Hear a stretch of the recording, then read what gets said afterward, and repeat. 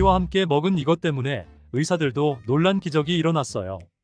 갈증이 날 때 시원한 오이 하나 드시면 갈증이 싹 사라지는 경험 해보셨죠? 건강에도 좋다는 사실은 잘 알고 계시죠?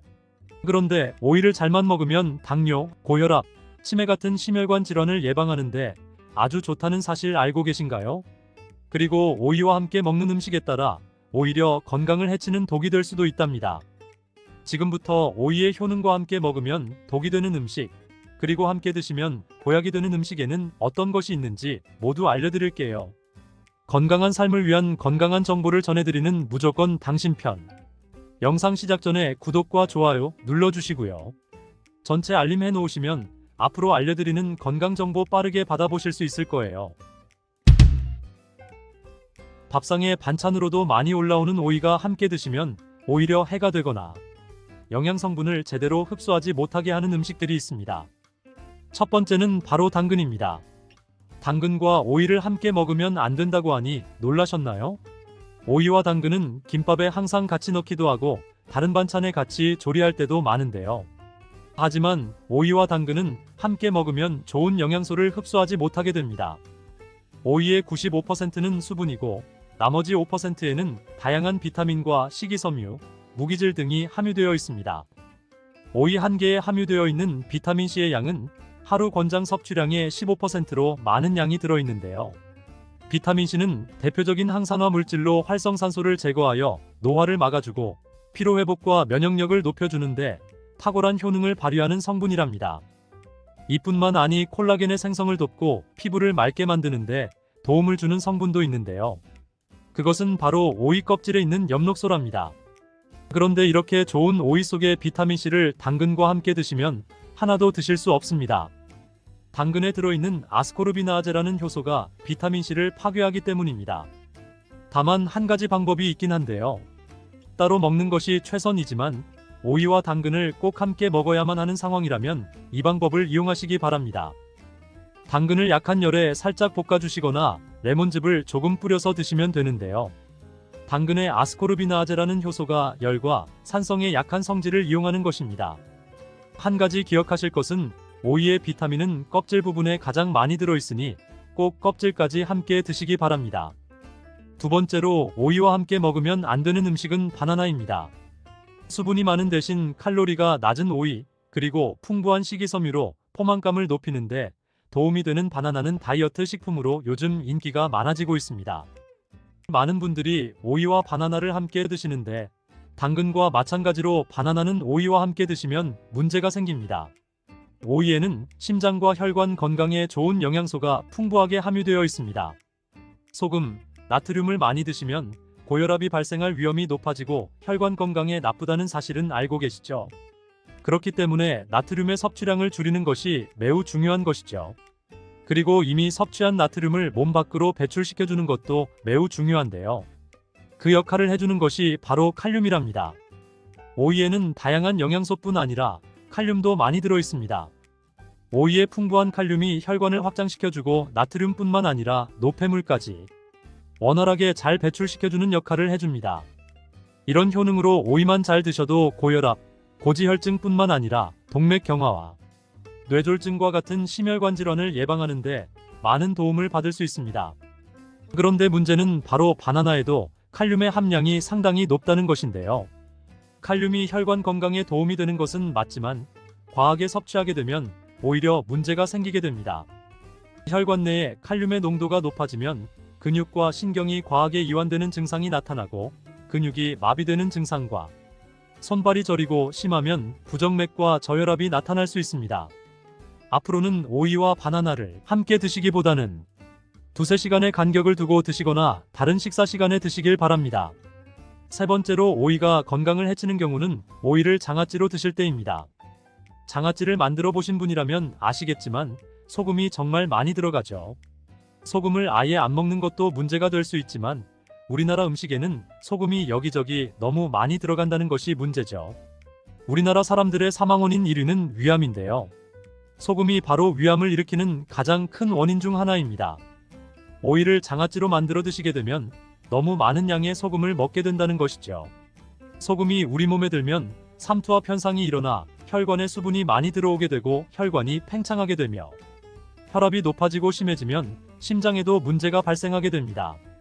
식사를 하실 때 이런 문제를 기억하셔서 웬만하면 소금이 많이 들어가는 조리법은 바꿔주시고 오이를 드실 때도 소금에 절이지 않고 생으로 드시기 바랍니다. 반면에 오이와 함께 드시면 보약이 되는 음식들이 있습니다. 첫 번째는 사과입니다. 오이는 심혈관 질환 예방에 좋은 영양소가 많이 들어있는데요. 그 중에서도 비타민 K는 혈관과 뼈의 건강에 많은 도움을 주는 성분입니다. 비타민 K는 나이 들면서 가장 걱정되는 질환 중 하나인 골다공증을 예방하는데 탁월한 효과가 있는데요. 골다공증 환자는 비타민 K의 수치가 낮았고 3개월 동안 1mg의 비타민 K를 주입하자 소변을 통해 손실되는 칼슘의 양이 줄어든 것을 확인할 수 있었다는 연구 결과도 있습니다. 유럽에서는 골다공증 예방을 위해 건강한 뼈를 유지하고 있는 여성에게도 비타민 K를 처방하고 있답니다. 골다공증 예방과 더불어 비타민 K는 지혈을 해주는데 탁월한 효과가 있고 콜레스테롤을 배출시켜 주어 심혈관 질환을 예방하며 혈관 내 노폐물을 배출시켜 동맥경화도 방지해 주는데 도움을 줄 수 있습니다. 이때 오이와 함께 사과를 드시면 비타민 K가 사과에 함유된 수용성 식이섬유인 팩틴과 만나 혈관을 더욱 건강하게 만들어줍니다. 또한 혈당이 낮아지고 혈관이 깨끗해지고 건강해지기 때문에 각종 혈관 질환과 암세포의 증식을 막아주는 효과를 누릴 수 있습니다. 오이는 당뇨를 예방하는 데에도 뛰어난 효능을 발휘하는데요. 영양학회지에 발표된 연구 내용을 살펴보면 제2형 당뇨병 환자를 대상으로 한 실험에서 4주 동안 하루에 오이 300g 정도를 섭취하도록 했을 때 공복 혈당과 당화 혈색소 수치가 낮아진 결과를 확인할 수 있습니다. 오이와 함께 드실 때 당뇨에 좋은 음식이 하나 더 있는데요. 바로 땅콩버터입니다. 땅콩버터를 말씀드리면 보통 빵에 발라먹는 달달한 잼 같은 것을 생각하시는 분들이 많은데요.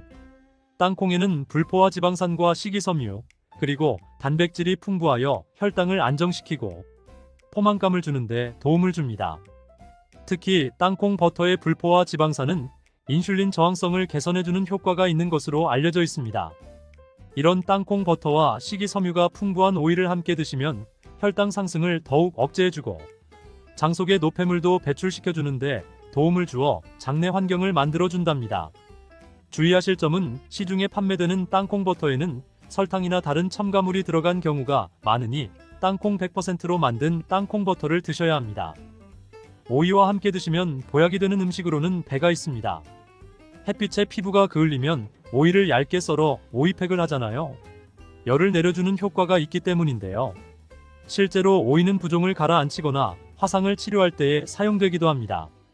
그런데 이런 좋은 점도 있지만 과하게 많이 먹을 경우엔 부작용이 나타날 수 있는데요.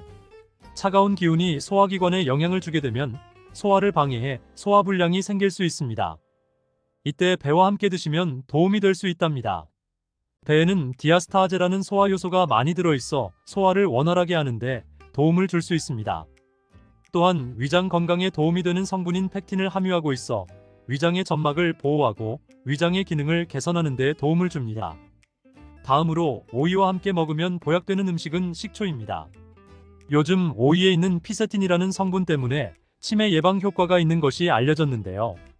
이 피세틴은 뇌를 건강하게 하여 치매를 예방하고 암세포를 억제하는 데에도 도움을 줄 수 있습니다. 또한 피세틴은 뇌신경세포를 보호하여 기억력을 향상시키고 뇌세포의 노화를 방지하는 효능도 있습니다. 오이에는 쿠커비타신이란 성분도 풍부한데 오이의 꼭지 부분에 특히 많이 함유되어 있고 쓴맛을 내기 때문에 버려지는 경우가 많은데요. 이 성분은 활성산소를 제거할 뿐만 아니라 암세포의 발생과 성장을 억제하는 데 탁월한 효과가 있습니다. 이뿐 아니라 간에 쌓이는 독성을 해독하는 효과가 강력해 간암과 전립선암 예방에도 효과적인 것으로 알려졌습니다. 우리 몸은 산도가 높을 때 독소가 생기고 혈관 내에 염증이 생기게 되는데요. 오이는 대표적인 알칼리성 식품이기 때문에 오이는 우리 몸이 산성화되는 것을 막아주고 혈관 내 염증을 예방해 줄 수 있습니다. 이러한 오이의 알칼리성을 더욱 극대화시켜주는 것이 바로 식초인데요. 식초는 오이의 비타민C가 우리 몸에 흡수될 수 있도록 도와줄 뿐만 아니라 산성화된 혈관을 중화시켜 건강한 상태로 유지하는 데 도움을 주게 됩니다. 오이의 찬 성질은 식초와 함께 드시면 식초의 따뜻한 성질이 균형을 맞춰 부담 없이 드실 수 있습니다. 그리고 식초와 오이를 함께 드시면 내장 지방을 분해 배출하여 다이어트 하는 데에도 많은 도움을 받을 수 있습니다. 또한 오이는 낮은 칼로리와 높은 수분 함량으로 인해 오이를 먹었을 때 얻는 칼로리보다 소화시키는데 더 많은 칼로리가 소모된답니다. 이런 이유로 오이는 마이너스 칼로리 식품이라는 별명을 갖고 있습니다. 혈관 건강에 좋은 채소하면 대파도 빼놓을 수 없죠. 대파는 우리가 먹는 요리에 정말 많이 사용되는 채소로 뿌리, 줄기, 이파리까지 버릴 것 없는 좋은 식재료인데요. 버릴 것이 없는 만큼 정말 다양한 조리법도 있으며 피를 맑게 하고 내장 지방을 없애주며 장 건강에도 좋은 풍부한 영양소들도 함유하고 있어 반드시 섭취해야 하는 채소 중 하나입니다. 이런 대파도 함께 먹으면 보약이나 영양제가 필요 없을 정도로 좋은 식품도 있고 함께 먹으면 오히려 안 좋은 식품도 있습니다. 또한 먹는 방법에 따라 효능도 다르니 다양한 방법으로 드시는 것도 추천드립니다. 대파의 효능과 함께 먹으면 좋은 식품 3가지, 함께 먹으면 안 좋은 식품 2가지, 그리고 대파의 특급 레시피 4가지, 대파 보관법까지 대파의 모든 것 알려드리겠습니다. 우리나라에서는 통일신라시대부터 재배를 했다고 알려져 있습니다. 그만큼 오랫동안 재배하고 식탁에 올라온 채소인데요. 대파 특유의 향이 다른 식재료의 잡냄새를 제거하는데 탁월한 효과가 있어 생선이나 고기류의 냄새를 제거하는 향신료로도 많이 사용되고 있습니다. 뿐만 아니라 물에 넣고 끓이게 되면 감칠맛이 좋아져 다양한 육수, 채소를 만드는 데에도 빠지지 않고 들어가는 재료이기도 합니다. 이런 대파의 첫 번째 효능이 바로 내장 지방을 싹 빼준다는 것입니다. 대파에는 특유의 향과 알싸한 매운맛을 나게 하는 성분이 있는데요. 이 성분이 바로 황화알릴이라는 성분입니다. 이 황화알릴 은대파에 열을 가해 굽게 되면 프로필 메르캅탄이라는 성분과 아조엔이라는 성분으로 변하게 되는데요. 대파를 구울 때 매운맛을 내는 성분은 휘발되어 없어지고 단맛이 나는 성분이 생성되는데 그 성분이 바로 프로필 메르캅탄입니다. 이 프로필 메르캅탄의 단맛 강도가 설탕 단맛의 강도보다 무려 50배나 강해 대파의 단맛이 좋아지는 건데요. 정말 놀랍지 않나요? 단맛하면 당뇨가 있는 분들은 혈당 지수가 오를까봐 걱정되시잖아요. 이 성분은 설탕과는 달라 혈당을 오르게 하지 않아 당뇨가 있는 분들도 전혀 부담 없이 드실 수 있는 단맛이랍니다. 또 열을 가하면 아조엔이란 성분이 만들어진다고 했잖아요. 바로 이 성분이 우리 몸을 회복시키는 효능이 있는데요. 어떻게 우리 몸을 회복시킬까요? 그것은 바로 혈관을 깨끗하게 해주기 때문입니다. 아조엔의 별명이 바로 혈관 청소부인데요. 혈관의 나쁜 콜레스테롤을 제거하고 혈액이 뭉치는 혈전 생성을 방지해줍니다. 혈관도 확장해줘 혈액순환을 원활하게 해주는 역할도 해준답니다. 이런 효능으로 신진대사를 원활하게 해주고 동맥경화, 고지혈증, 고혈압 등의 심혈관 질환을 예방하는 데에도 도움을 줄 수 있습니다. 뿐만 아니라 내장지방을 분해해 몸 밖으로 배출시켜주는 효능이 있어 건강뿐 아니라 다이어트에까지 도움을 최근에는 다이어트 식품으로도 많이 활용되고 있습니다. 그리고 대파의 녹색 부분에는 베타카로틴이 풍부한데요. 이 성분이 바로 강력한 항산화 물질입니다.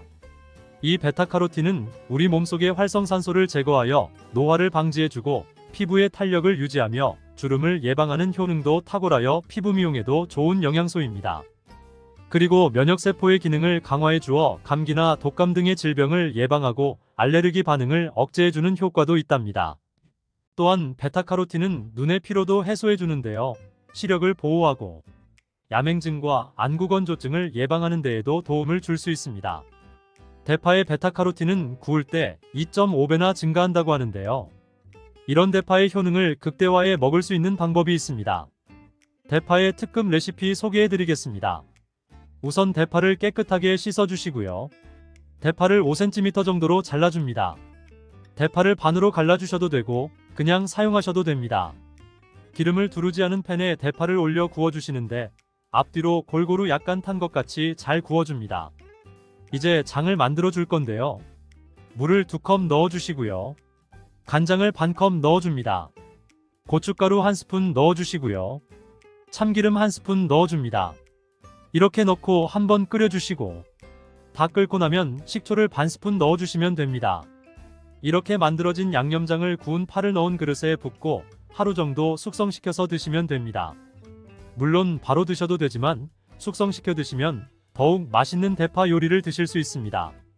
대파의 뿌리는 특히 채소, 육수를 만드실 때 많이 사용하시잖아요. 대파의 뿌리에는 알리신이라는 성분이 풍부하게 함유되어 있는데요. 이 알리신은 우리 몸을 따뜻하게 열을 올려주는 역할을 하고 혈액순환을 원활하게 해주어 신경을 안정화시켜주기까지 합니다. 이렇게 신경을 안정시켜주는 효능으로 불면증도 완화해 주어 잘 때 머리맡에 두고 주무시는 분들도 계십니다. 알리신 몸에 열을 내주는 효능으로 기침 감기와 가래를 완화시켜주는 데에도 도움을 주며 항균 항암 효과도 있어 각종 바이러스와 암세포를 억제해 주어 암을 예방하는 데에도 탁월한 효능을 발휘합니다. 알리신은 지방을 분해하고 배출해 주어 다이어트에도 도움을 준다고 알려져 있습니다. 그리고 대파의 뿌리 부분에는 폴리페놀 성분이 많이 함유되어 있어 심혈관 질환 예방에 탁월한 효능이 있습니다. 식이섬유도 풍부하여 장운동을 활성화하고 배변 활동을 도와 변비를 예방하고 숙변을 제거하는 효능도 뛰어납니다. 이런 대파 뿌리는 채소, 육수 만드실 때 말고는 특별히 사용을 안 하시는 것 같은데요. 오늘 대파 뿌리를 먹는 특급 레시피 알려드릴게요. 그것은 바로 대파 뿌리 생강차입니다. 대파 뿌리와 생강을 함께 끓여 차로 드시게 되면 기관지, 폐와 같은 호흡기의 염증을 제거해주고 무릎과 같은 관절의 염증도 제거해 주어 관절 통증을 완화시켜 줄 수 있습니다. 생강에는 질러롤 쇼가올, 페노로암물 등 다량의 항염증 성분들이 함유되어 있어 우리 몸의 염증을 제거하는 데에 탁월한 효능을 갖고 있습니다. 생강은 약재로서 오랫동안 사용되어 왔는데요. 최근에도 계속해서 새로운 효능이 발견되고 있을 정도로 약성이 아주 좋은 식품입니다. 최근 한 연구 결과에 따르면 생강에는 소염 진통제로 많이 사용되는 이부프로펜과 비슷한 항염증 효과가 있고 류마티스 관절염을 완화시키는 데에도 효과가 있는 것으로 밝혀졌습니다. 이런 생강을 먼저 물에 넣고 끓여줍니다. 처음에 강불로 해주시고 끓기 시작하면 중불로 줄여 20분 정도 끓여줍니다. 그 후 대파 뿌리도 넣고 3분 정도 끓여주시면 됩니다. 이렇게 끓인 물을 생강과 대파 뿌리는 건져주시고 따뜻할 때 드셔도 좋고요. 냉장고에 넣고 시원하게 드셔도 됩니다. 이렇게 대파 뿌리와 생강을 함께 끓여 차로 드시면 효과를 극대화할 수 있는데요. 다만 평소에 소화가 잘 안 되시고 위가 약하신 분들은 이렇게 끓인 대파 뿌리 생강차에 물을 섞어 연하게 드시는 것을 추천드립니다. 이렇게 해서 하루에 한두 번 꾸준히 드신다면 요즘 같은 겨울철에 감기 걱정도 없고 염증을 완화시켜 관절염으로 인한 통증도 줄일 수 있을 거예요. 대파와 함께 드시면 보약이 되는 좋은 식품에는 무도 있습니다. 지난번 영상에서 겨울무는 동삼, 겨울의 산삼이라고 알려드렸잖아요. 무를 말린 무말랭이로 드시면 무의 좋은 성분들을 농축하여 드실 수 있다고 했는데요.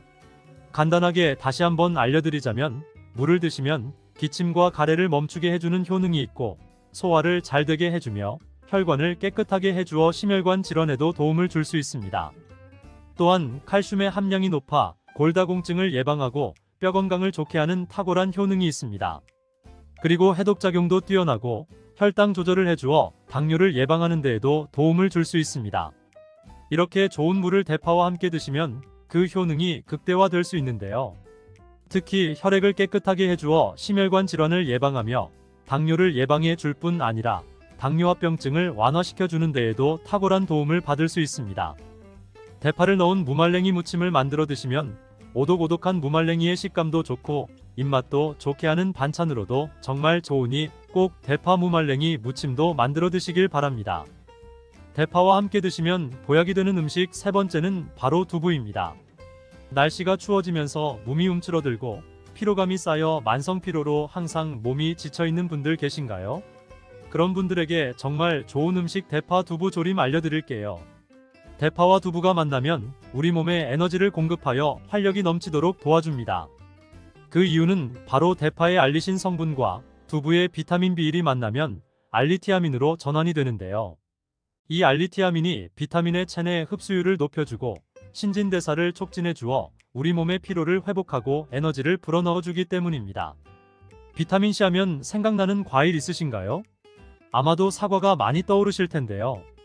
대파의 줄기에는 사과보다 비타민C가 무려 5배 이상 함유되어 있답니다.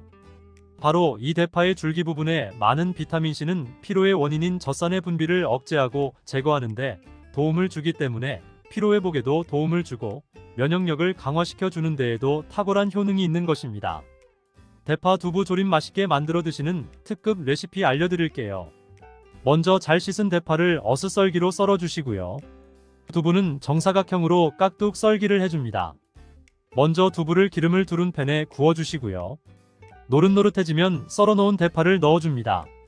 간장을 2스푼 넣어주시고요. 고소한 참깨도 뿌려서 잘 익혀주시면 대파 두부 조림 완성입니다. 정말 맛있겠죠? 이렇게 만든 대파 두부 조림을 드시고 더 이상 몸 움츠리지 마시고 활력 넘치는 하루하루 보내시길 바랍니다. 대파와 함께 드시면 보약이 되는 음식 4번째 알려드릴게요. 그것은 바로 대파 팽이버섯 부침입니다. 팽이버섯은 버섯 중에서도 버섯키토산의 성분이 가장 많이 함유하고 있을 뿐만 아니라 식이섬유가 정말 풍부하게 함유되어 있는데요.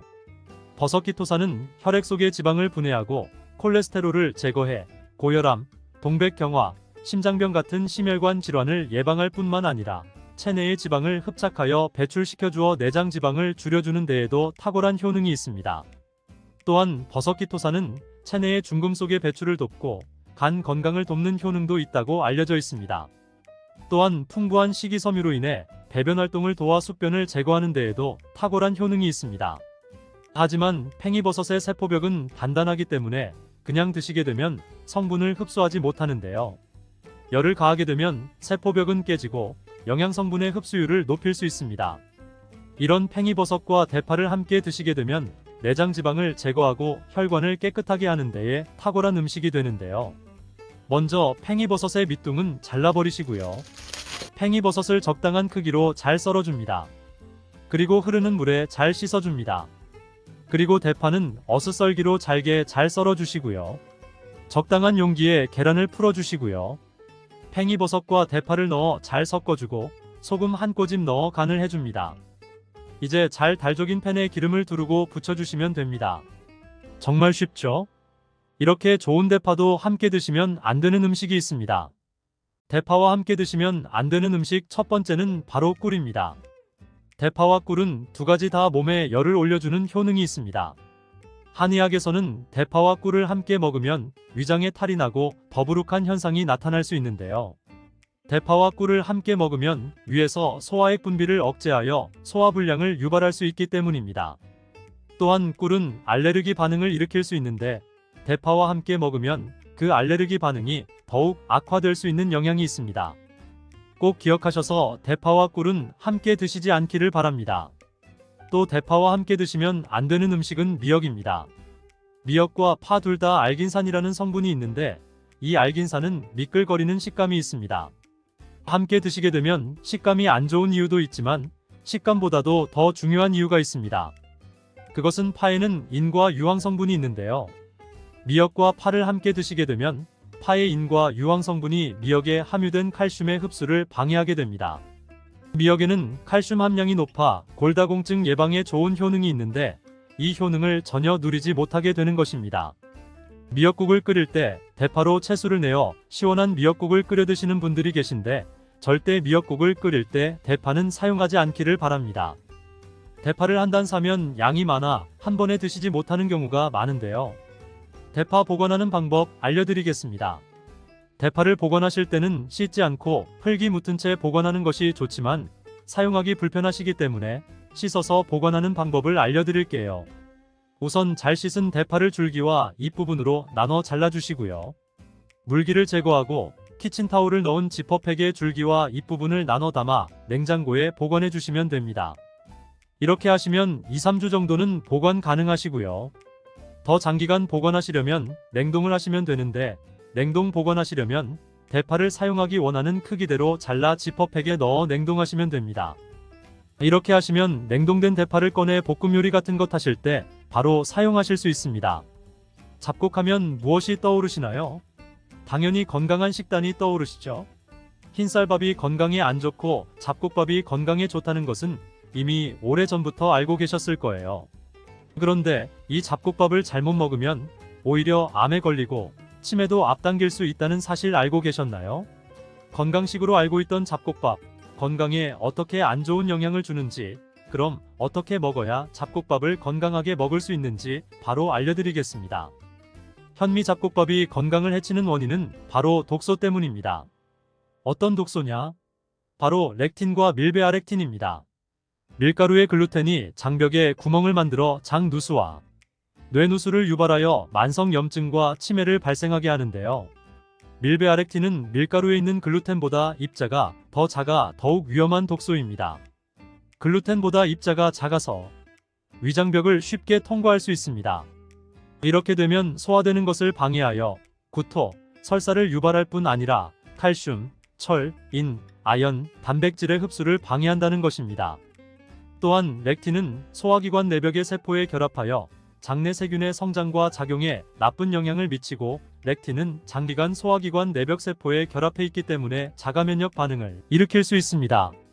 이렇게 되면 면역세포가 이 소화세포를 나쁜 박테리아로 인식하고 공격을 하게 됩니다. 이런 반응이 일어나면 류마티스 관절염, 제1형 당뇨병, 혈관염, 췌장염, 아토피성 피부염, 외양성 대장염 등 많은 염증 질환을 일으키게 되는 것입니다. 또한 췌장염은 췌장암으로 발전할 수 있는데요. 이 췌장암이 정말 무서운 암입니다. 의사들도 두려워하는 암이 췌장암이라는 사실 알고 계신가요? 왜 의사들도 두려워할까요? 그 이유는 바로 췌장암은 발견되기 어렵고 발견됐다 하면 3기 이상인 경우가 대부분이기 때문입니다. 그리고 췌장암은 다른 장기에 전이가 잘 되고 증상도 정말 다양하게 나타납니다. 췌장의 위치도 초음파로 잘 발견하기 어려운 구조이며 증상도 다른 병과 오인되기 쉬워 늦게 발견되는 경우가 많아 췌장암에 걸리면 거의 사형 선고라고 하는 것입니다. 먼저 췌장의 위치와 기능을 살펴보면, 췌장은 후복막 쪽에 위치하고 있고 척추 바로 앞에 자리 잡고 있습니다. 후복막 쪽에 위치하고 있기 때문에 초음파 검사를 해도 다른 장기에 가려 잘 보이지 않는 것이죠. 갈비뼈가 끝나는 위치의 척추 바로 앞에 있는 이 췌장의 사이즈는 12에서 15cm 정도 됩니다. 췌장의 가장 큰 기능은 바로 인슐린 생산입니다. 그래서 췌장에 문제가 생기면 당뇨병에 걸리는 것입니다. 그래서 혈당이 갑자기 오르락 내리락 하는 문제가 발생한다면 췌장에 문제가 있는 것으로 인식하시면 됩니다. 췌장의 암이 어느 위치에 생기느냐에 따라 예후와 증상이 달라집니다. 췌장의 머리 쪽에 암이 생기면 그나마 다행입니다. 왜냐하면 증상이 빨리 나타나는데요. 그 증상은 바로 황달입니다. 황달 증세가 나타나는 분은 다른 것보다 우선 췌장을 반드시 검사해 보시기 바랍니다. 췌장에 암이 머리가 아닌 몸통이나 꼬리 쪽에 생긴다면 증상이 없습니다. 그래서 초기에 발견하기가 거의 불가능에 가깝죠. 그래서 의사들도 췌장암을 가장 두려워하는 것입니다. 이곳에 암에 생기면 증상이 없이 시간이 지체되고 암덩어리가 점점 커져 결국엔 주변의 장기를 압박하며 영향을 주어야 통증이 생깁니다. 그런데 이때는 이미 너무 늦은 시기가 됩니다. 발견되면 보통 전이가 이미 진행되어 있고 수술도 어렵습니다. 그래서 췌장암에 걸려 발견이 되면 거의 사망신고나 다름없다고 하는 것입니다. 당뇨가 있는 분들이 혈당 관리를 잘 못하게 되면 췌장암으로 발전하게 되는데 전조 증상이 없습니다. 증상이 나타나 병원에 가는 시기가 되면 거의 치료를 할 수 없는 시기가 됩니다. 또 췌장이 소화효소를 분배하는 기관인데 문제가 생기면 변의 색이 바뀔 수 있습니다. 회색빛의 변을 본다면 췌장에 문제가 생긴 것입니다. 췌장이 지방을 분해시키는 효소를 내보내는데 그 기능을 못하게 되면 지방이 분해가 잘 안 되어 변에 기름이 뜨거나 지방변이 나올 수 있습니다. 또 등이 아프거나 날개뼈 있는 곳에 통증이 생겨 병원을 찾는데 보통 정형외과를 가시게 되잖아요. 문제는 췌장인데 정형외과에서 아무리 MRI나 CT 찍고 진료해도 소용없는 경우가 많습니다. 정형외과에서 원인을 찾을 수 없을 뿐만 아니라 췌장이 문제라는 것을 찾았다고 해도 통증이 거기까지 갔다는 것은 이미 전이되었을 가능성이 아주 높은 상황이기 때문입니다. 이래서 췌장암이 정말 무서운 병인 것입니다. 현미의 또 다른 독소는 바로 비소입니다. 독극물 비소? 맞습니다. 정말 위험한 독소인데요. 모든 동식물에는 약간의 비소가 들어있는데요. 물이나 동물 조직에는 독성이 덜한 유기비소가 있지만 현미에는 암석이나 토양에서 발견되는 독성이 더 강한 무기비소가 있습니다. 현미의 이 무기비소는 매우 위험한데요. 장기적으로 섭취하게 되면 다양한 유형의 암이 발생되고 혈관 협착과 혈관 막힘, 고혈압, 심장병, 제2형 당뇨병, 뇌기능 손상 등이 발생할 수 있습니다. 임산부에 노출되면 태아의 선천적 결함 위험을 높이고 태아의 발달 상태 또한 방해하게 됩니다. 또한 신장이 안 좋은 분들은 현미의 섭취를 주의하셔야 합니다. 현미는 칼륨 함량이 높은 편인데요. 신장이 안 좋은 분들은 칼륨 배출이 원활하지 못한데요. 이때 배출되지 못한 칼륨이 쌓이게 되면 신장에 무리가 오고 고칼륨혈증을 유발할 수 있어요. 고칼륨혈증은 무력감과 근육 약화를 불러오는데 이는 심장의 활동 역시 약하게 해 심부정맥과 심장마비를 일으킬 수도 있습니다. 그러면 어떻게 해야 이 현미에 있는 독소를 제거하고 안전하게 드실 수 있을까요? 그것은 바로 물에 3시간 정도 담가 두었다가 그 물은 버리고 새로운 물로 밥을 하면 됩니다. 렉틴, 밀베아렉틴, 비소는 수용성 성분이기 때문에 물이 담가 놓으면 최대 57%까지 감소시킬 수 있습니다. 그리고 현미를 살 때는 도정된 날짜를 꼭 확인하셔서 최근에 도정된 것으로 구입하셔야 합니다. 왜냐하면 현미 건표면은 불포화 지방산으로 덮여 있는데요. 불포화 지방산이 공기 중에 노출되면 쉽게 산화됩니다. 이 산화된 지방은 인체 내에서 활성산소를 증가시키는데요. 활성산소는 몸의 노화를 일으키는 주범으로 독이나 마찬가지입니다. 그러니 최대한 도정된 날이 최근 것으로 구입하시기 바랍니다. 한국식품의약품안전처에서 발표했습니다. 2024년 1월 16일부터 오메가3가 함유된 전문의약품 등 영양제 제품의 주의사항에 심방세동 위험 증가라는 문구를 삽입해야 합니다. 아니 이게 도대체 무슨 일일까요? 오메가3가 몸에 좋다고 해서 지금도 먹고 계신 분들이 정말 많을 텐데요. 오메가3는 대표적으로 혈관을 깨끗하게 해준다고 해서 꼭 챙겨 드시는 영양제 중 하나인데요. 이런 오메가3에 어떤 문제가 생겨서 식품의약품안전처에서 저런 조치를 취했는지 그 내용을 정확하게 알려드리겠습니다. 그리고 오메가3에는 어떤 효능이 있는지, 어떤 부작용이 있는지, 요즘 오메가3를 먹어도 아무 소용없다는 소문이 있는데 정말 그런 것인지에 대해서도 알아보겠습니다. 우리나라 제약바이오 기업 광동제약, 제일약품, 안국유팜, 알리코제약 등 총 59개사의 93개 품목에 심방세동 위험 증가라는 문구를 제품 주의사항에 추가하라고 식약처에서 명령했습니다.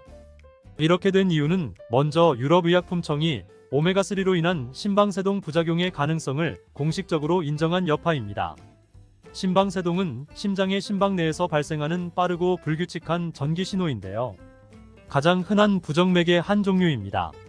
심방세동이 나타나면 심장 내의 혈액에서 응고된 핏덩어리인 혈전이 생길 수 있고 이 혈전이 뇌의 혈관으로 올라가게 되면 뇌졸중을 일으킬 수 있습니다. 실제로 심방세동 환자의 30%는 일생 동안 한 번 이상의 뇌졸중을 경험하는 것으로 알려져 있습니다. 뇌졸중이라니 정말 무서운데요. 그런데 내용을 자세히 살펴보면 심혈관 질환 또는 심혈관계 위험인자가 있는 환자에서 오메가3의 용량에 따라 심방세동 위험 증가가 확인됐다라는 것입니다. 즉, 오메가3를 먹으면 무조건 이런 부작용이 나타난다는 것은 아닙니다. 그리고 2023년 8월에 발표된 미국 심장학회지의 내용을 보면 오메가3의 부작용에 대한 내용이 일반인을 대상으로 한 것이 아니라 만성관상동맥 질환을 갖고 있는 사람에 대한 가이드라인이었습니다. 중앙대병원의 변경민 교수는 최근 여러 연구에서 오메가3의 고용량에 의한 심방세동의 발생은 명확하지 않고 당장 복용을 중단할 필요는 없다고 의견을 제시하기도 했습니다. 그리고 문제가 될 수 있는 것도 오메가3를 과다하게 고용량으로 복용할 때입니다. 보통은 하루에 500에서 2000mg을 넘지 않는데 하루에 4000mg 이상 복용할 시에는 심방세동 위험이 발생할 수 있다는 것입니다. 이러한 내용을 바탕으로 보면 오메가3로 인한 심장세동의 부작용은 아무한테나 나타나는 것이 아니라는 것이지요. 언론에서 기사를 너무 자극적으로 표현을 하고 이 내용이 전달되면서 과장되거나 잘못 전달되어 오메가3는 먹으면 안 된다거나 부작용이 있으니 먹지 말라는 소문이 난 것 같습니다. 그렇다면 오메가3는 도대체 무엇이고 또 어떤 효능이 있을까요? 오메가3는 우리 몸에 반드시 필요한 성분이지만 체내에서 자체적으로 만들어지지 않는 필수 지방산으로서 불포화 지방산의 한 종류입니다. 우리 몸에서 오메가3 지방산은 세포막을 구성하는 중요한 성분인데요. 오메가3에는 많이 들어보신 DHA와 EPA, 그리고 알파 리놀렌산인 ALA가 있습니다. 즉, 오메가3 지방산은 하나의 성분만을 말하는 것이 아니라 비타민처럼 여러 종류가 있는 것이지요. 오메가3는 덴마크 의학자 존 다이어버그가 1970년대에 그린란드의 이누이트족이 심혈관 질환에 걸리지 않는 이유를 연구하던 중 이누이트족이 섭취하는 생선 기름에 오메가3 지방산이 풍부하다는 것을 발견했습니다. 그 후 미국 국립보건원이 1990년대에 오메가3 지방산이 심혈관 질환 예방에 효과가 있다는 연구 결과를 발표하면서 오메가3 지방산이 대중적으로 알려지기 시작했습니다. 스페인의 영양생리학 연구소의 알렉스 박사팀도 오메가3에 대해 연구를 했는데요. 6년 동안 7,000명을 대상으로 조사를 했습니다. 그 결과 하루에 섭취하는 칼로리의 0.7% 정도를 식물성 오메가3 지방산으로 섭취한 집단이 이보다 적은 양의 식물성 오메가3 지방산을 섭취한 집단보다 사망률이 유의미하게 낮았다고 발표했습니다. 오메가3 지방산은 혈전 생성을 억제하는 효능이 있어 혈전이 혈관을 막아 혈액순환을 방해하는 것을 방지할 수 있습니다. 혈전은 혈관 질환을 일으키는 주요 원인 중의 하나이지요. 그리고 오메가3 지방산은 좋은 콜레스테롤인 HDL의 수치를 높이고 나쁜 콜레스테롤인 LDL의 수치를 낮추는데요. 콜레스테롤이 전부 나쁜 것은 아닙니다. HDL 콜레스테롤은 혈관을 깨끗하게 청소하는 역할을 하고 LDL 콜레스테롤은 혈관을 막아 혈액순환을 방해하는 역할을 하는 것입니다. 또한 오메가3는 염증을 억제하는 효능이 있어 혈관 내의 염증을 제거해 혈관을 건강하게 하는 데에도 도움을 줍니다. 오메가3는 뇌 건강에도 도움을 주는데요. 뇌세포막의 구성 성분 중 하나로 뇌세포를 보호하고 뇌의 염증을 억제하여 뇌 건강을 증진시킵니다. 그리고 뇌의 혈류량을 증가시켜 뇌 기능을 향상시킵니다. 또한 뇌의 신경 전달 물질의 분비를 촉진하는 역할을 하는데요. 이로 인해 기억력, 집중력, 학습 능력 등의 뇌 기능이 개선될 수 있습니다. 미국 국립보건원의 연구진은 오메가3 섭취를 통해 편두통 발생 빈도가 줄어들고 혈관 개선 효능으로 인해 뇌혈류 장애의 질환 예방에도 도움이 되는 것으로 발표했습니다. 그리고 한양대 식품영양학과 고광웅 교수님은 오메가3를 6에서 24개월 동안 장기 섭취한 사람들에게서 인지기능 영역과 인지기능 관련 바이오마커를 개선시키는 효과를 발견하고 이것이 치매를 예방하는 효과라고 발표하기도 했습니다. 오메가3는 우울증 개선에도 효과가 있는 것으로 알려졌습니다. 미국 스탠포드 대학의 연구진은 오메가3가 스트레스에 대한 저항 효과를 강화시켜주고 항산화, 항염증 작용을 통해 뇌의 신경 전달이 원활하도록 도와주어 우울증을 개선하는 데 도움을 줄 수 있다고 발표했습니다. 우울증 환자는 체내 염증 수치가 높다는 연구 결과가 많은 만큼 염증 제거를 통해 우울증을 완화시켜주는 것이지요. 눈 건강에도 도움을 줄 수 있는데요. 오메가3는 눈물층의 구성 성분 중 하나인 지방층의 분비를 촉진하고 눈물의 증발을 억제하여 눈물층을 안정화시켜 건조한 눈을 예방하는 데에 도움을 주게 됩니다. 또 염증을 억제한다고 했잖아요. 바로 안구의 염증도 완화시켜 안구 건조증을 완화시키는 데에도 도움을 줄 수 있습니다. 오메가3는 피부에도 좋은데요. 피부에 수분을 공급해주고 건조함을 방지하여 피부를 촉촉하게 하고 피부의 탄력을 개선하여 주름을 예방하는 데에도 도움을 줍니다. 피부의 염증도 완화시켜 깨끗한 피부를 만드는 데에도 효능이 있습니다. 그렇다면 오메가3는 언제 먹는 것이 좋을까요? 오메가3는 지방이기 때문에 이를 흡수하려면 담즙산이 필요합니다. 담즙산은 식후 15분 이내에 분비되기 때문에 이때 오메가3를 섭취하면 흡수율을 높일 수 있습니다. 공복에 오메가3를 드신다면 복통이나 설사를 유발할 수도 있으니 주의하시기 바랍니다. 그럼 아침 식후에 먹는 것이 좋을까요? 저녁 식후에 먹는 것이 좋을까요? 정답은 바로 아침 식후입니다. 일본의 산업기술종합연구소에서 쥐를 대상으로 실험을 했습니다. 아침과 저녁 식후에 쥐에게 오메가3를 먹인 결과 아침 식후에 오메가3를 먹인 쥐에게서 중성지방과 콜레스테롤 수치가 모두 감소했는데 저녁 식후보다 훨씬 더 많이 떨어진 것으로 발표했습니다. 오메가3를 드신다면 저녁보다는 아침 식후에 드시는 것이 좋겠지요. 그리고 오메가3는 열, 공기 노출, 빛에 의해 쉽게 산패가 되는데요. 산패된 오메가3를 먹는 것은 정말 위험합니다. 우리 몸에 유해한 화학물질로 변하게 되는데 이는 암, 염증, 심혈관 질환의 위험을 증가시킬 수 있습니다. 또한 산패된 오메가3는 소화기관에도 문제를 일으킬 수 있는데요. 복통, 설사, 구토 등의 증상을 일으킬 수 있습니다. 오메가3는 산패되지 않도록 주의하셔야 합니다. 산패된 오메가3는 역한 비린내가 심하게 나고 캡슐로 된 형태는 캡슐이 단단하지 않고 흐물거리고 캡슐끼리 들러붙는 현상이 나타나게 됩니다. 이렇게 산패된 오메가3 제품은 절대 섭취하지 말고 바로 폐기하시기 바랍니다. 오메가3의 부작용으로 주의해서 섭취해야 되는 사람이 있습니다. 첫 번째는 당뇨나 조현병이 있는 환자입니다. 이들은 알파-리놀렌산을 EPA와 DAP로 바꾸는 능력이 떨어집니다.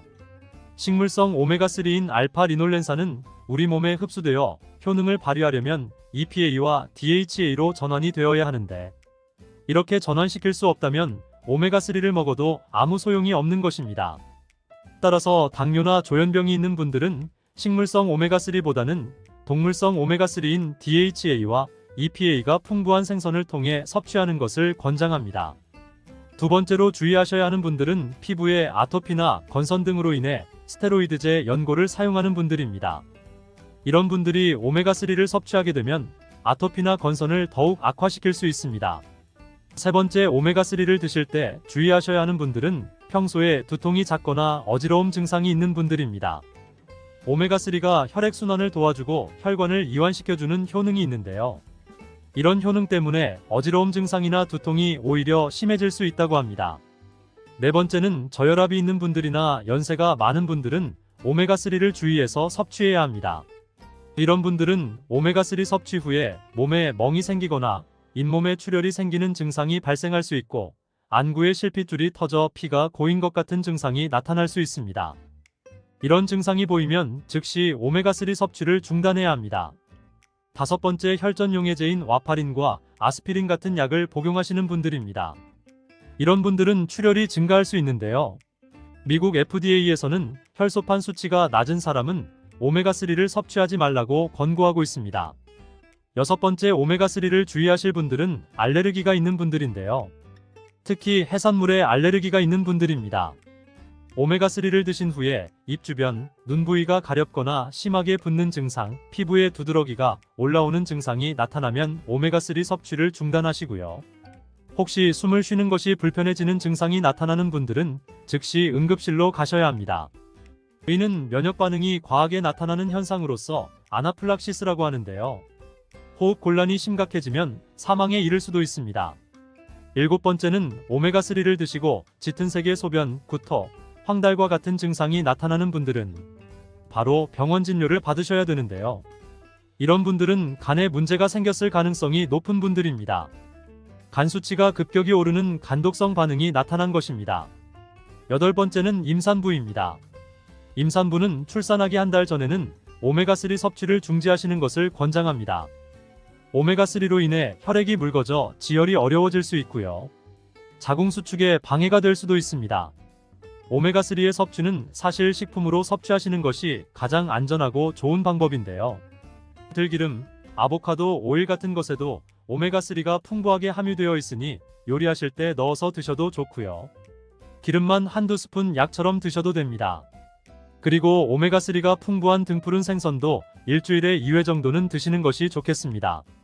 이렇게 드시는 것이 정말 어려운 분들만 오메가3 영양제를 이용하시기 바랍니다. 우리나라에 자라는 쑥은 종류가 40종이 넘고 쑥과 비슷하게 생긴 독초도 있어 채취 시 주의해야 합니다. 먼저 오초라는 독초가 있는데 쑥과 비슷하여 해마다 오초를 섭취하고 병원에 실려오는 환자들이 있습니다. 이 오초는 조선시대에 사약을 만들 때 사용할 정도로 맹독을 가지고 있습니다. 많이 자랐을 때는 쑥과 어느 정도 구분이 되지만 어린 잎인 새순은 쑥과 너무 비슷하여 이런 사고가 자주 발생하게 됩니다. 그리고 쑥은 아무데서나 채취해서 드시면 안 되는데요. 그 이유는 바로 중금속 때문입니다. 도심이나 하천, 도로변에서 채취한 쑥에서 기준치 이상의 발암물질인 중금속이 검출이 되고 있어 쑥을 채취할 때는 각별히 주의하시고 웬만하면 안전하게 재배하여 판매되는 쑥을 드시는 것을 권장합니다. 또한 쑥 자체에도 독성이 있어 주의가 필요한데요. 소화기관이 약한 사람이 과다하게 섭취할 경우에 복통, 설사 등의 문제가 발생할 수 있습니다. 임산부가 쑥을 득이면 자궁수축을 유발하여 조산이나 유산의 위험을 증가시킬 수 있습니다. 쑥의 독성은 봄에 채취할 때보다 여름에 채취한 쑥에서 강하게 나타나게 됩니다. 쑥의 독성으로 인해 알레르기를 일으킬 수 있는데 재채기, 콧물, 눈물이 나며 두드러기, 복통의 증상이 나타날 수 있으며 심하면 호흡곤란이 생길 수 있습니다. 평소에 복숭아, 사과, 해바라기 또는 국화과 식물로 인해 알레르기 반응을 일으키는 분들은 특별히 주의하셔야 합니다. 몸에 열이 많은 분들도 쑥을 함부로 드시면 안 됩니다. 쑥이 몸에 좋다고 하여 계피, 대추 또는 각종 약재를 넣어 차를 끓여 드시기도 하고 물 대신 드시거나 쑥즙을 내어 드시는 분들이 계신데요. 평소 몸에 열이 많은 분들은 절대 이렇게 드시면 안 됩니다. 한의학에서는 생쑥은 따뜻하고 익힌 쑥은 뜨겁고 매운 성질을 가지고 있는 식물이라고 합니다. 몸에 열이 많은 분들이 쑥을 저렇게 드시면 열은 특히 가슴과 머리 쪽으로 올라가게 되는데 이 열로 인해 혈압이 올라가고 심장병의 원인이 될 수도 있습니다. 이런 쑥을 드실 때는 함께 먹는 음식도 중요한데요. 절대로 함께 드시면 안 되는 음식은 우유입니다. 요즘 쑥을 이용해 케이크도 만들고 음료로 만든 쑥라떼 같은 것도 인기가 높은데요. 쑥의 효능들이 우유와 함께 먹으면 전부 사라지게 되는데 우유의 카제인 단백질이 쑥에 있는 폴리페놀과 결합하여 몸에 흡수되지 않고 배출되도록 만들기 때문입니다. 그렇다면 쑥은 이렇게 주의할 점만 있을까요? 당연히 쑥에는 우리 몸에 좋은 효능들이 많은데요. 쑥의 효능 4가지 바로 알아볼게요. 첫 번째, 쑥은 염증 제거에 탁월한 효능을 발휘합니다. 쑥은 예로부터 약초로 많이 사용되어 왔고 현대 한의학에서도 쑥은 약재로 많이 사용하고 있습니다. 특히 쑥은 민간요법으로 상처에 붙여 감염을 방지하거나 혈관 내의 염증을 제거하는 데 사용되었는데요. 이런 쑥의 사용법은 과학적으로도 올바른 방법으로 인정되고 있습니다. 항염증 효능은 쑥에 함유된 타닌 성분 때문인데 타닌은 몸속에 유해 물질을 배출하는 데 도움을 주며 쑥 특유의 떫은 맛을 내는 역할도 하지만 항염, 항알러지 작용으로 아토피와 같은 알러지 체질을 개선하는 데에 도움을 주기도 합니다. 그리고 혈액 정화작용을 해주는 클로로필 성분이 풍부여 혈관 내에 나쁜 콜레스테롤을 흡착하여 배출해 주어 혈액순환을 원활하게 해줍니다.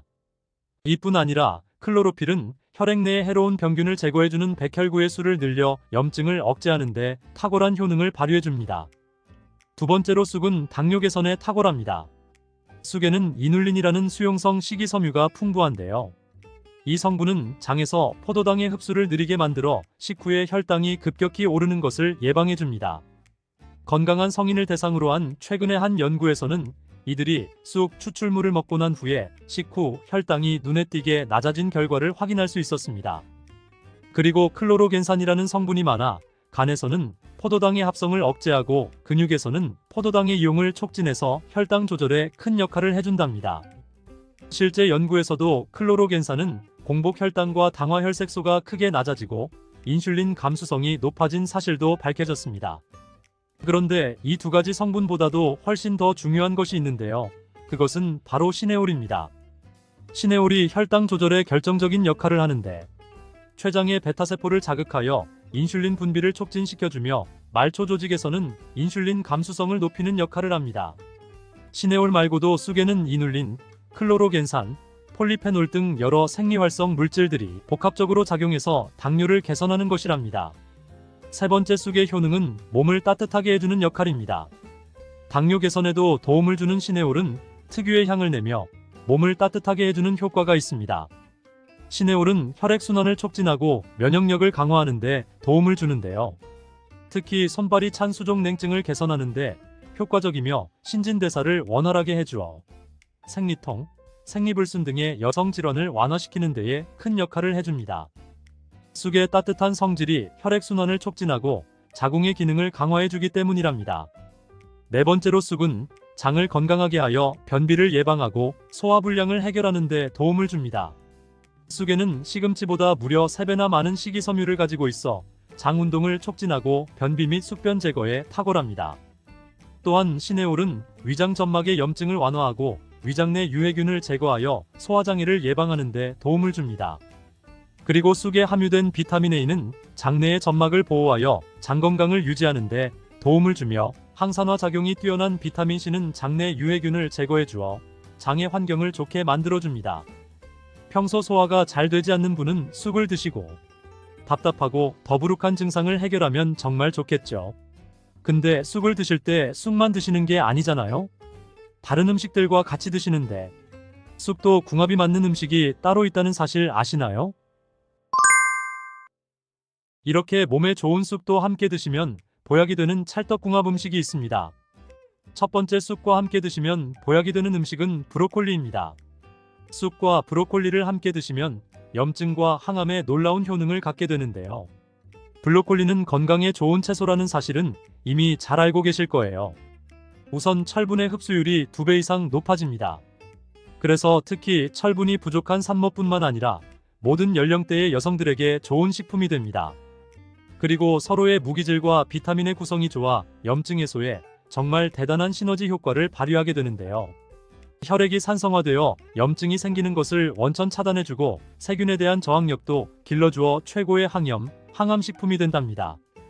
또한 쑥과 브로콜리의 식이섬유가 함께 작용하면 놀라운 효능을 발휘합니다. 쑥에는 아테미신산이라는 식이섬유가 풍부한데 이 성분이 간에서 중성지방의 대사를 원활하게 하는데 도움을 줍니다.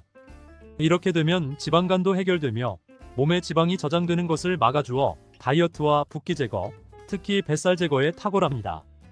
쑥과 함께 드시면 보약이 되는 두 번째 음식은 쌀입니다. 쑥하면 생각나는 음식이 쑥떡 아닌가요? 어릴 적 쑥개떡을 맛있게 먹었던 기억이 있는데요. 쑥떡은 우리나라 사람들에게 사랑받는 음식입니다. 많은 분들이 나이가 들며 당뇨도 많이 생기고 혈당이 오르는 것을 염려하여 쌀밥을 줄이는 경우가 많이 있는데요. 쌀은 우리 식단에서 빼놓을 수 없죠. 쌀은 70% 이상이 녹말로 구성되어 있어 우리 몸에 필요한 에너지를 제공하는 핵심 원료입니다. 이 녹말은 우리 몸에 거의 완벽하게 흡수되는데요. 쌀에는 6% 이상의 단백질도 함유되어 있어 근육에 필요한 활력과 에너지를 보충해주는 역할도 합니다. 하지만 쌀에는 지방, 식이섬유, 미네랄, 비타민이 다소 부족하다는 단점이 있는데 쑥과 함께 드시면 이런 문제는 바로 해결됩니다. 쑥은 칼슘이 풍부하여 뼈를 튼튼하게 할 뿐만 아니라 많은 비타민을 갖고 있어 쌀의 부족함을 채워줍니다. 세 번째 쑥과 함께 드시면 보약이 되는 음식은 계란입니다.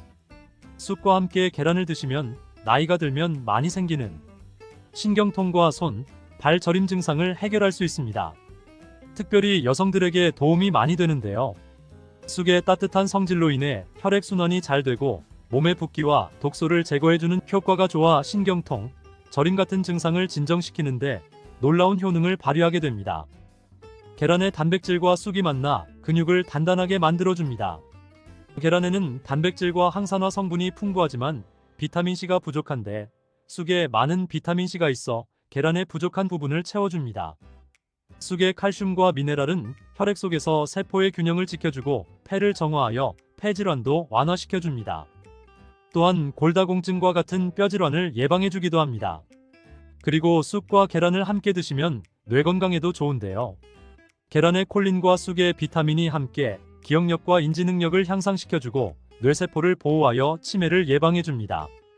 네 번째 쑥과 함께 드시면 보약이 되는 음식은 콩나물입니다. 콩나물과 쑥은 식이섬유와 필수 아미노산이 풍부하여 소화 기능을 강화시키는데 탁월한 시너지를 발휘합니다. 또한 콩나물에는 다양한 비타민과 미네랄이 풍부하여 자연적인 비타민 보충제 역할을 합니다. 콩나물에는 지방이 적지만 이를 쑥과 함께 섭취하면 체내의 염증을 줄이고 면역력 강화에 필요한 비타민 C와 비타민 E를 보충할 수 있습니다. 또한 쑥과 콩나물을 함께 드시면 피부 건강에도 매우 유익합니다. 콩나물에 함유된 실리카와 쑥의 비타민이 함께 작용하여 피부 탄력과 보습을 개선할 뿐만 아니라 노화를 예방하니 정말 좋은 궁합인데요. 쑥하고 함께 먹으면 좋은 음식은 이렇게 많은데요. 그렇다면 쑥은 어떻게 먹어야 건강하고 맛있게 먹을 수 있을까요? 쑥떡 같은 음식은 이미 잘 알고 계시지요? 쑥을 잘 세척하여 말린 다음에 가루로 만들어 두시면 여러 요리에 사용하기 편리하고 오랫동안 보관하기에도 좋아요. 요거트에 쑥가루를 섞어 드시면 혈당 관리와 더불어 장 건강에도 도움이 되고, 밥 지을 때 잡곡과 함께 쑥을 넣어도 좋고, 쑥 부침개, 쑥 전병 등을 만들어 드셔도 맛과 향이 좋습니다. 계란물에 쑥가루를 넣어 계란말이를 해 드셔도 되고, 계란찜이나 계란국에 쑥을 넣어 드셔도 됩니다. 계란찜이나 계란말이를 만들 때 브로콜리까지 넣어서 드시면 건강에 더욱 좋은 음식이 된답니다. 달콤한 바나나가 색깔에 따라 우리 몸에 영향을 주는 것이 달라 당뇨에도 도움이 될 수도 있고 주의해야 될 수도 있다는 사실 알고 계신가요?